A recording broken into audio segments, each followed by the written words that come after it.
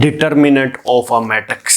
Determinant of a matrix के अंदर हम क्या बात करेंगे? इसके अंदर हम बात करेंगे कि how to take determinant of a matrix if the order is given 2/2 and if the order given 3/3। देखें, अगर 2/2 की बात करते हैं तो ये 9th क्लास के अंदर आपकी जो बात की गई है वो 2/2 मैट्रिक्स के अंदर बात की गई है। ठीक है, अगर मैं इसको हायर क्लासेस के अंदर बात करूं, अगर आपकी फर्स्ट ईयर चैप्टर नंबर 3 के अंदर, तो उसके अंदर 3/3 मैट्रिक्स दी हुई है। ठीक है, और 4/4 मैट्रिक्स भी इस्तेमाल की गई है। इसी तरीके से अगर आपने ये टॉपिक जो है वो गौर से समझ लिए, 2/2 मैट्रिक्स लेने का तरीका बता दिया, मैं आपको बता देता हूँ, और उसके बाद 3/3 का, फिर 4/4 का। अगर आपको ये 3 लेने आ जाते हैं तो 5/5 आ जाए या 6/6 आ जाए, वो आपके लिए ईजी हो जाएगा। तो आप इसको ज़रा आप गौर से समझिएगा।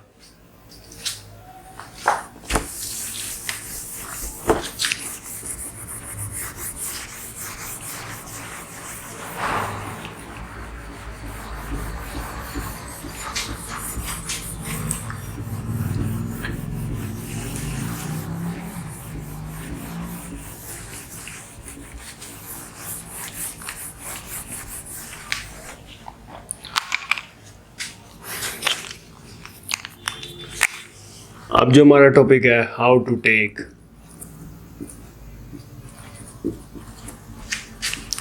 डिटर्मिनेंट को डेट भी बोलते हैं ऑफ अ मैट्रिक्स। मैट्रिक्स का डिटर्मिनेंट किस तरह से लिया जाता है, तो आप जरा गौर से समझिएगा।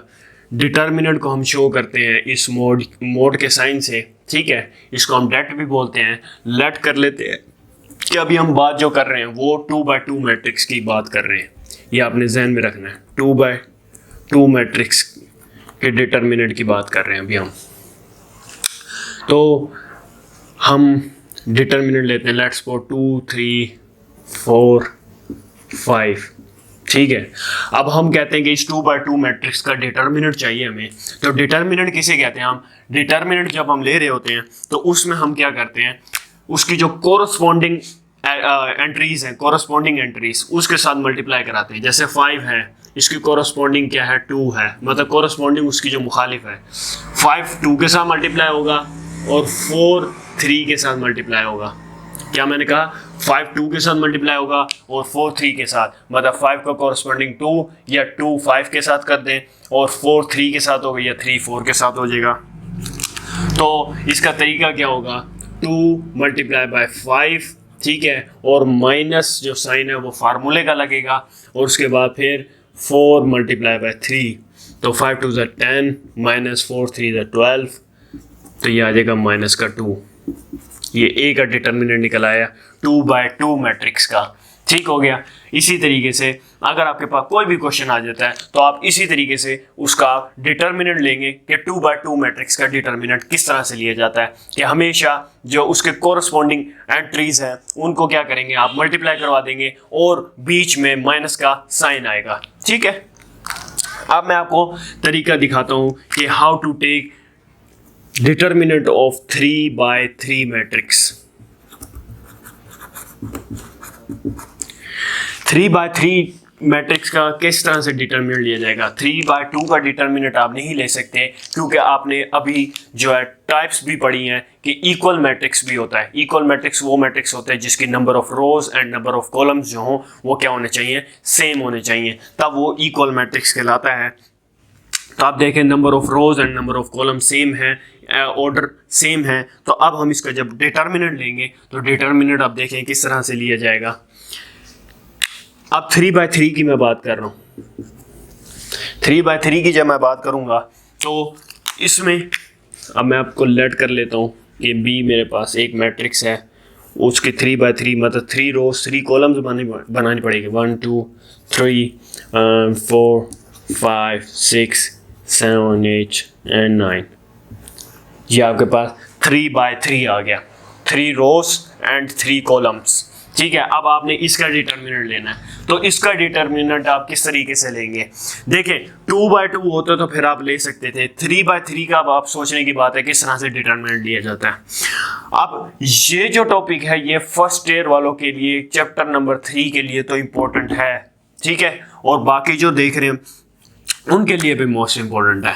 ठीक है, क्यों ना वो अभी समझ लें ताकि आगे जाके उनको कंफ्यूजन ना हो।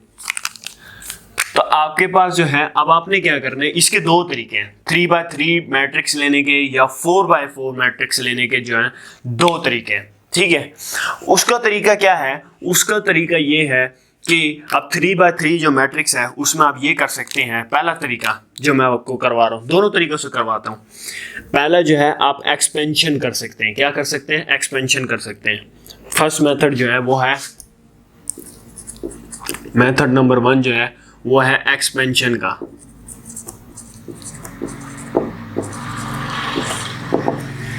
आप एक्सपेंशन के जरिए भी इसका डिटर्मिनेंट मालूम कर सकते हैं। वो एक्सपेंशन किस तरह से होती है? वो रो से भी एक्सपेंशन हो जाती है और वो कॉलम से भी एक्सपेंशन हो सकती है। तो देखें कि आप इसमें से कोई सी भी रो उठा लें या कोई सा भी कॉलम उठा लें और उसकी आप एक्सपेंशन करवा लें। और एक्सपेंशन का तरीका मैं आपको बता देता हूँ। अब यहाँ पर जो है मैं कॉलम 1 उठा लेता हूँ या मैं वो रो 1 उठा लेता हूँ। तो मैं यहाँ लिख देता हूँ एक्सपेंडिंग बाय R1। मैं कॉलम 1 से क्या करवा रहा हूँ? एक्सपेंड करवा रहा हूँ। मतलब सारा काम जो है मैं इस पे करूँगा। ठीक है, मैं R1 पे सारा काम करने वाला हूँ। तो देखें आपने क्या करना है, पहला स्टेप आप ज़रा गौर से समझिएगा कि पहला आपने एलिमेंट उठा लेना है, पहली एंट्री उठा लेनी है।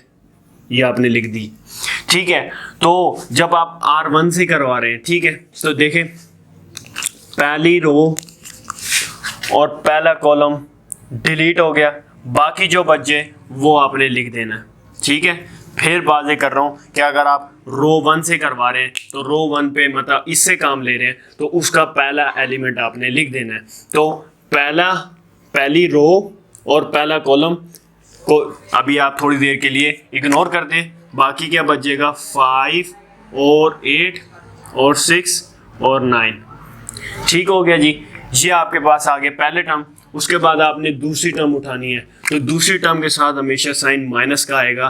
ठीक है, ये फार्मूले का रूल है। मतलब कुछ इस तरीके से ये फार्मूला बनता है। पहला plus negative plus minus plus minus plus minus plus.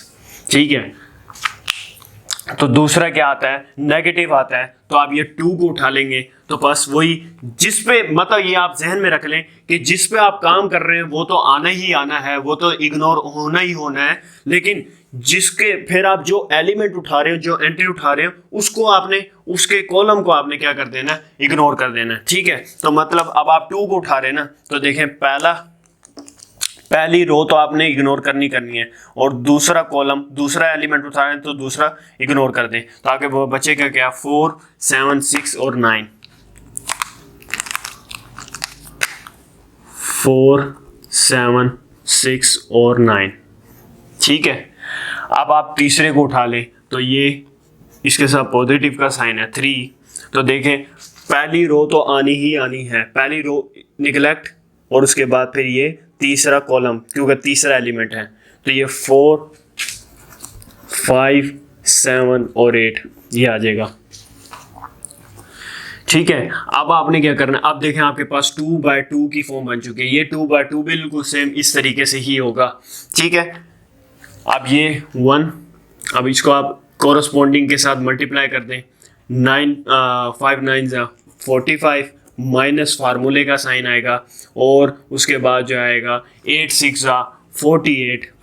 ठीक हो गया, माइनस का 2 बाहर है वैसे आएगा और 9 4 36 माइनस फार्मूले का, उसके बाद 7 6 42,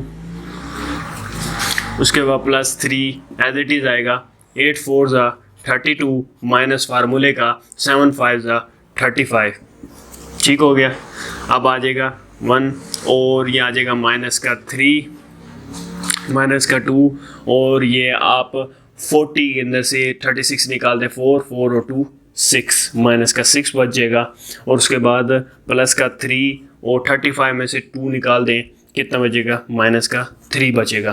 तो अब आप ये 3 है ये इसके साथ मल्टीप्लाई हो जाएगा, ये 6 इसके साथ मल्टीप्लाई हो जाएगा, ये 3 इसके साथ मल्टीप्लाई हो जाएगा। ये आ जाएगा माइनस का 3 माइनस माइनस प्लस का 2 6 12 और माइनस प्लस माइनस का 3 3 9। तो ये हो जाएगा माइनस का 3 और माइनस का 9, ये तो माइनस का 12 ये प्लस का 12, तो ये आ जाएगा ये आपस में कट जाएगा और ये 0 आ जाएगा। ठीक हो गया, ये आ गया 0।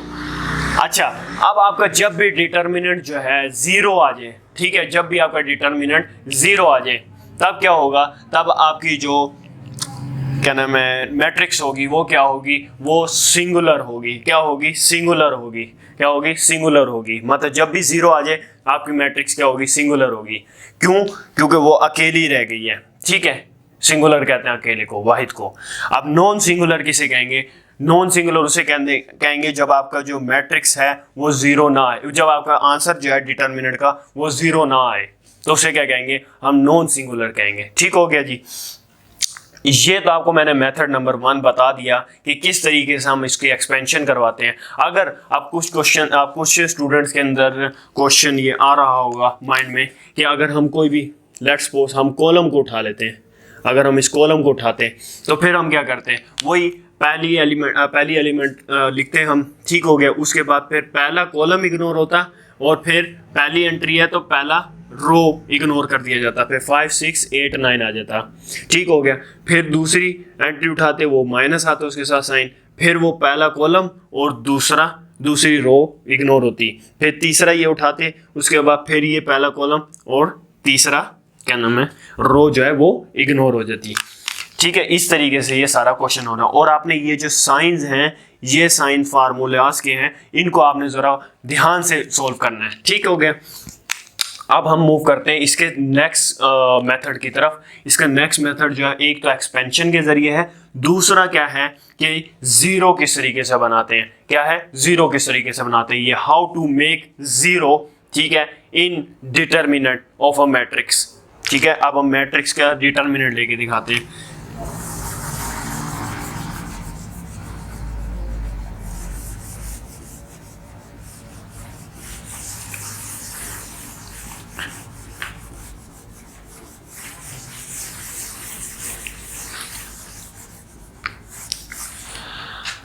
अच्छा, मेथड दोनों का अलग अलग है लेकिन आंसर सेम आएगा। इसी के जरिए मेथड 2 भी करके दिखाता हूँ। इसका आंसर क्या आया था, आपके पास 0 आया था, मतलब सिंगुलर आया था, तो मैं इसी के जरिए आपको दूसरा मेथड करके दिखाता हूँ, उसका आंसर भी इंशाल्लाह 0 ही आएगा। अब देखें, अब इसके अंदर क्या करता हूं मैं, अब इसके अंदर यही हमारे पास क्वेश्चन है और इसको मैं मेथड नंबर 2 से करता हूं। ठीक है, अब मेथड नंबर 2 क्या है मेरे पास, मेथड नंबर 2 है हाउ टू मेक जीरो।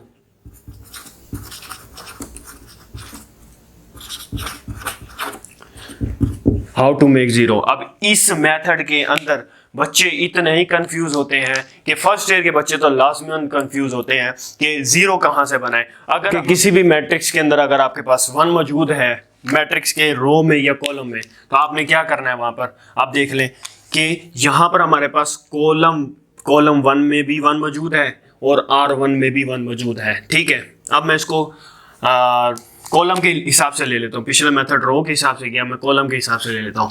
तो ये वाला जो मेथड है मैं ये है हाउ टू मेक जीरो। ठीक है, ये दूसरा मेथड इसी का नाम का है। अब आपने इस 1 की मदद से आपने क्या करना है, इस 1 की मदद से इसको भी 0 बनाना है और इसको भी 0 बनाना है, क्योंकि मैं वर्क कर रहा हूँ कॉलम के ऊपर। ये बात जहन में रखें, कॉलम पे वर्क कर रहा हूँ और कॉलम 1 पे वर्क कर रहा हूँ। ठीक हो गया जी। तो इस 1 की मदद से इसको 4 को 0 बनाना है और 7 को 0 बनाना है। अब 4 और 7 को किस तरह से 0 बना सकते हैं, हम 4 और 7 को इस तरह से 0 बना सकते हैं कि आप पहले तो ये बताएं कि 4 को 0 बनाने के लिए मुझे किस चीज़ की कमी है।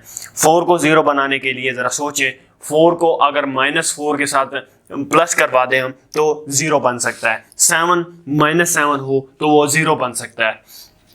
अब इसके अंदर ये नहीं है रूल कि आप डायरेक्ट ही इसको मल्टीप्लाई करवा दें या फिर डायरेक्ट ही यहाँ पर माइनस कर ले आए, वो नहीं होगा।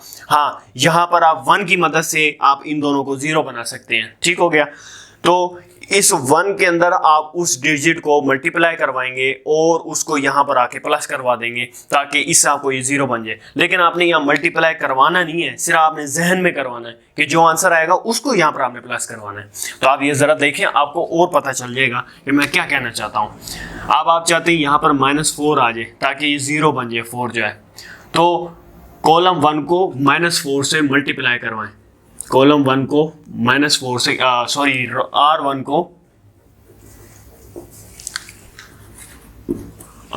को क्या करें, -4 से मल्टीप्लाई करवाएं। जो आंसर है उसको यहां लिखते चले जाएं। आपका काम है सिर्फ इसको और इसको 0 बनाना, ना कि इनको 0 बनाना। वो 0 बन जाए तो खैर है, लेकिन अगर मेन हमारा जो मिशन है वो इन दोनों को 0 बनाना है। ठीक हो गया जी। तो -4 को R1 से आपने मल्टीप्लाई कराना है, ठीक है, और उसको आपने क्या कर देना है, ऐड करवा देना है R2 के अंदर। ठीक हो गया जी। पहला ऑपरेशन तो ये हो गया। 1 2 3 ये एज इट इज आएंगे, ये भी 4 5 6 7 8 और 9, ये सारी चीज़ें एज इट इज आ गई। मैं आपको पहले बात बता दूं, जिस 1 पे आप काम कर रहे हैं उसको तो आप 0 नहीं बनाएंगे, क्योंकि अगर आप 1 को ही 0 बना देंगे तो आपकी कहानी खत्म हो जाएगी। अब इस पे आप काम कर रहे हैं तो इस पूरे को आपने नहीं चेंज करना, इसको कुछ चेंजिंग नहीं आएगी, यहाँ चेंजिंग आएगी। अब हमने पहली रो को -4 के साथ मल्टीप्लाई करवाना है, तो 1 -4 का -4 आएगा, वो -4 को यहाँ प्लस करवा देना है। ठीक हो गया जी। तो वही प्लस करवाते हैं -4 को। ठीक है जी। आगे 2 को -4 के साथ मल्टीप्लाई कराएंगे तो क्या आएगा, -8 आएगा, -8 आ गया, यहाँ प्लस करवा दिया। 3 को -4 के साथ कराएंगे तो -12 आएगा, यहाँ पर वो प्लस करवा दिया। ठीक है। अब आप चाहते हैं कि आप इसको भी 0 बना लें, इसको भी 0 बना लें, तो इसके लिए आपको -7 चाहिए। वही -7 आप यहाँ पर मल्टीप्लाई करवाएंगे।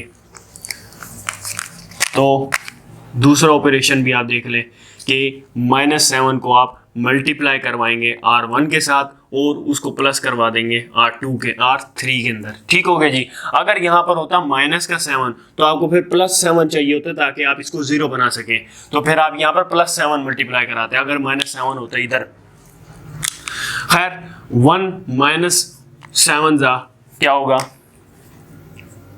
-7। ठीक हो गया जी। उसके बाद 1 2 ये आ गया -14, 3 7 जा 21, ये हमने प्लस करवा दिया। प्लस करवाएंगे तो वही बन जाएगा 1 2 3, ये आ जाएगा 0, ये भी आ जाएगा 0, ये आ जाएगा -3 और 14 के अंदर से 4 और 4 ये 6 आ जाएगा माइनस का, और ये आ जाएगा आपके पास -6, और ये आ जाएगा आपके पास 20 में से 9 गया, ये आपके पास 11 11 और 1 12। ठीक हो गया। अब देखें आपके पास यहाँ 0 बन गए। अब आप इसको एक्सपेंशन करवा सकते हैं पिछले मेथड की तरह। ठीक है। और अगर आपको विदाउट एक्सपेंशन का कहता है तो यहाँ पर भी फिर आप क्या करें, इसके ज़रिए भी आप आप इनको सेम बना लें। देखें ये 0 बन चुके हैं ना, अब इनको आप एक्सपेंड करवाएंगे। क्या करवाएंगे आप, एक्सपेंड करवाएंगे यहाँ पर। ठीक है, एक्सपेंडिंग बाय C1, मैं इस C1 से एक्सपेंड करवा रहा हूँ। अब 0 और 0 हो उससे तो कोई फ़र्क हमें नहीं पड़ता। ठीक है। अब यहाँ पर आप साइन देख लें, पहले के साथ पॉजिटिव है, नेगेटिव है, पॉजिटिव, फिर यहाँ नेगेटिव। तो ये 1 पहली रो और पहला कॉलम डिलीट हो जाएंगे, -3 -6 -6 -12। ठीक हो गया जी। बाकी ये तो 0 के साथ कोई भी चीज़ मल्टीप्लाई होगी वो 0 रहेगी, इसलिए हमने इसको लिए सिर्फ 1, और इसको इसके साथ मल्टीप्लाई करेंगे 12 ये 12 3 हो जाएगा 36, और उसके बाद माइनस जो है वो फार्मूले का आएगा बीच में, ये माइनस और माइनस प्लस हो जाएगा, और 6 6 या 36, ठीक हो गया। ये प्लस का था माइनस का था गया, देखें आंसर 0 आ गया। ओके, तो ये आपका था 3x3 मैट्रिक्स को सॉल्व करना। इंशाल्लाह उसके बाद हम 4x4 मैट्रिक्स को सॉल्व करेंगे, ठीक है। तो 4x4 अगर मैट्रिक्स आ जाए उसके अंदर यही वाला मेथड आप इस्तेमाल करेंगे कि 0 को किस तरीके से बनाया जाता है।